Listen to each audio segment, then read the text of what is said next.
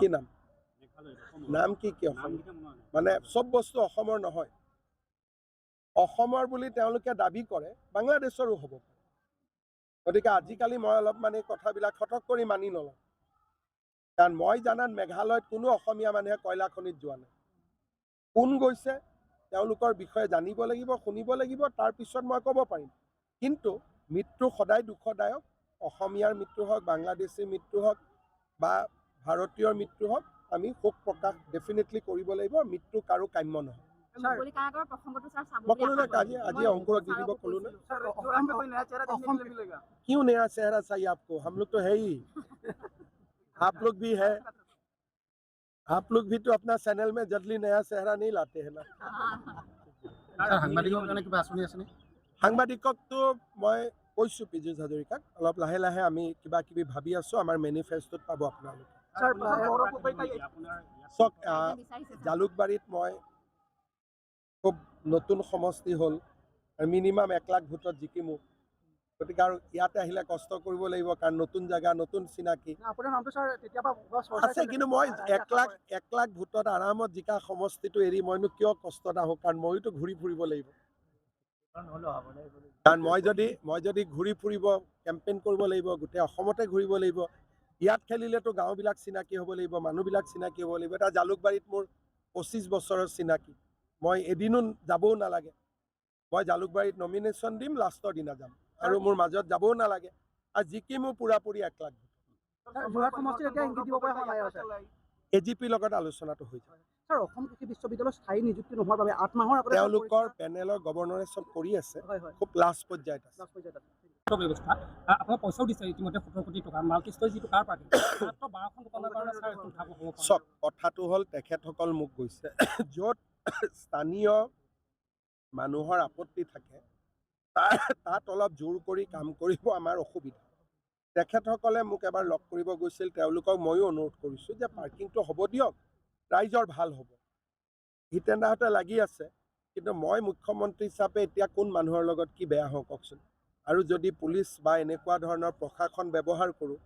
আপোনালোকৰ মাজতে দুটা মত হ'ব আপোনালোকৰ মাজৰে কোনোবাই সেইটো নিগেটিভ নিউজ কৰি দিব আৰু হিতেন্দাই লাগি আছে কিন্তু মই মনে প্ৰাণে বিচাৰোঁ যে যোৰহাটত বহুত উন্নতিৰ সুযোগ আছে যোৰহাটৰ ৰাইজে সহযোগিতা কৰিব লাগে আৰু বহুতখিনি কাম হ'ব পাৰে ইয়াত ফ্লাইওভাৰখন হ'লে মানে আলটিমেটলি মাৰোৱাৰী প্ৰতি যানজঁট আছিলে এইখিনি ডাক্তাৰী হস্পিটেল গৈ আছে দুটা কাম হ'ব মানে যানজঁটটো কমিব তলত ডাঙৰ পাৰ্কিং পাই যাব এতিয়া কি হ'ব ফ্লাইওভাৰখনৰ তলত বহুত গাড়ী পাৰ্কিং কৰিব পাৰিব ৰাস্তাটোৰ অসুবিধা নোহোৱা আৰু আমাৰ গুৱাহাটীটো প্ৰথমতে ফ্লাইওভাৰতে মানুহে আপত্তি কৰিছিল কিন্তু যেতিয়া দেখিলে আগতকৈ দেখোন পাৰ্কিঙৰ জেগা বেছিহে ওলায় আৰু তলত এতিয়া আগতে গাড়ী পাৰ্কিং কৰিব জেগা নোহোৱাৰ কাৰণে বিজনেছ কমিছিলে এতিয়া গাড়ী পাৰ্কিং হোৱাৰ জেগাৰ কাৰণে বিজনেছটো বাঢ়িব সেইকাৰণে প্ৰথম অৱস্থাত যিখিনি মানে ধৰক গৌৰৱ গগৈয়ে বহুত বিৰোধিতা কৰিছিল মোকো চিঠি লিখিছিল কৰিব নালাগে কিন্তু আমি ষ্টেণ্ড ল'লোঁ যে নহয় হওক আৰু স্থানীয় মানুহেও আমাক সহযোগিতা কৰিলে হিতেন্দায়ো লাগিলে আজি এটা পৰ্যায়ত আহি গ'ল এতিয়াতো ক'তো বিৰোধিতা নাই গতিকে ট্ৰাক টাৰ্মিনাছ হওক কাৰ পাৰ্কিং হওক এইবিলাক হ'লে আজি বিৰোধিতা কৰি থকা মানুহখিনিয়ে বেছি উপকৃত হ'ব উন্নয়ন যোৰহাটত হৈছে উৰণ সেতুখন কেইদিনৰ পাছত আপুনি শুভ উদ্বোধন কৰিব স্বাধীনতা স্মাৰক উদ্যান হৈ আছে কিন্তু স্যাৰ স্বাধীনতা স্মাৰক উদ্যানতে অসমৰ ভিতৰতে এখনেই মুকলি কাৰাগাৰ আছে কিন্তু সেই মুকলি কাৰাগাৰখনত স্যাৰ মাটি বিক্ৰী কৰি পুখুৰী খান্দিব লগা হৈছে মই যেতিয়া তাৰ ছুপাৰিনটেণ্ট শামছুল আলম বুলি ছুপাৰিনটেণ্ট এজন আছে মই কথা পাতিলোঁ তেওঁ কৈছে চৰকাৰে আমাক ফাণ্ড দিয়া নাই সেইকাৰণে কাৰাগাৰৰ ভিতৰত মাটি বিক্ৰী ভিডিঅ'টো আছে নেকি স্যাৰ সব আছে মোক পঠাই দিব মই কালিৰ ভিতৰতে একশ্যন লৈ ল'ম নাই দিলে হ'লে অংকুৰক দি দিব হয় শামছুল আলম নামৰ তেওঁ কৈছে যে ফাণ্ড নাই স্যাৰ ফাণ্ড নাথাকিলে খালি আপুনি ভিডিঅ'টো অংকুৰক দি দিব বাকি ব্যৱস্থা মই লৈ ল'ম স্যাৰ অৰ্ডাৰ কৰা যোৰহাটত ইমান কৰিছিল কাৰণ এই আঁচনিটোত 32 লাখ মহিলা উপকৃত হ'ব আৰু 32 লাখ মহিলাক 10,000 কৰি টকা দিব যাওঁতে